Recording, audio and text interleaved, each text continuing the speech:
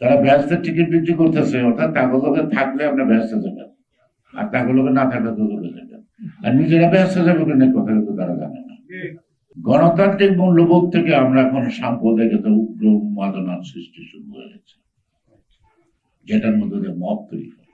তত্ত্বাবধায়ক সরকারের মেয়াদ লেখা আছে 90 দিন। 90 দিনের পরে ক্ষমতা হস্তান্তরের প্রক্রিয়াগত বিষয় হয়তো পাশা, নাকি ভুল বলতেছে? কিন্তু এই যে অনন্তকাল অন্তর্বর্তীকালীন সরকারের মেয়াদ হলো অনন্তকাল,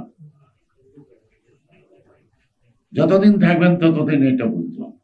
যদি তাই না হয় তাহলে যেটি সুষ্ঠু অবাধ নির্বাচনের মাধ্যমে একটি নির্বাচিত সরকারের আকাঙ্ক্ষা বোধ, জুলাই আগস্টের যে বিপ্লব, এখনো তাদের কেন সময় হয় না? যদি একটি তত্ত্বাবধায়ক সরকার পরিবর্তন বা একটা তত্ত্বাবধায়ক সরকার 90 দিনের নির্বাচন অনুষ্ঠিত করতে পারে, তাদের 2 বছর লাগে কেন? আর হাসিনা সরকার ছিল ফেসিবাদ, বোঝা গেছে তো ফেসিবাদ সরকার। এই সরকারটা কোন বাদ? সরকারের কোনো কাজকর্ম আছে চোখে পড়ে? 3-4 জন ছাড়া কেউ কোনো কথা বলে? মন্ত্রণালয় কেমনে চলে, কোন মন্ত্রণালয় কি হচ্ছে কোনো খবর রাখে? সব চালাচ্ছে শেখ হাসিনা রেখে যাওয়া সেই প্রশাসন। RICL TMX, যুগের পর যুগ স্থাপনা থাকে মজবুত। এখন এত জামাত এত বিএনপি যদি সচিবালয়ে থাকে, তা হাসিনার সঙ্গে এরা থাকলো কি করে? ও তো প্রায় পোস্টমর্টম করতো, পোস্টমর্টম করে করে বের করে দিত, তাই না?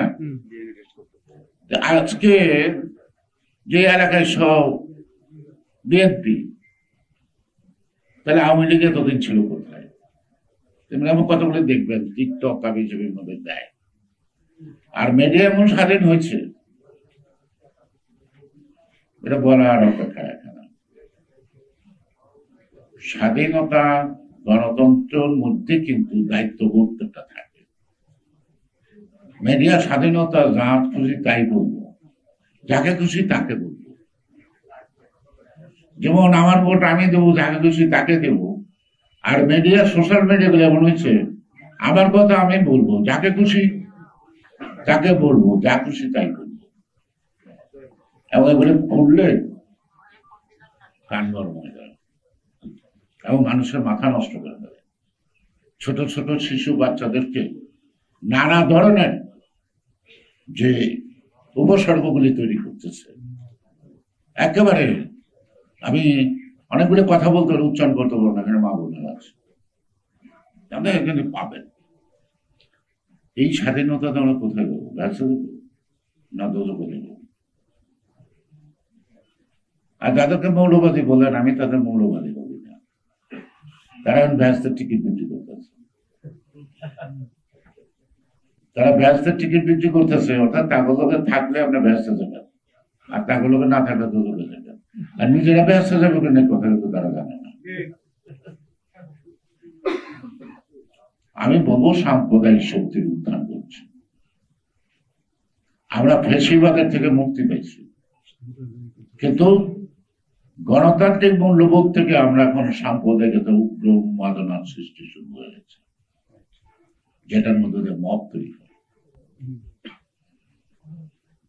এবং আমরা যদি গণতন্ত্রের পথে রাষ্ট্র ব্যবস্থাকে না রাখতে পারি, তাহলে সাম্প্রদায়িক হবে ফ্যাসিবাদের চেয়ে দ্বিগুণ কঠিন এবং জনজীবন ধ্বংসের শেষ মাথা।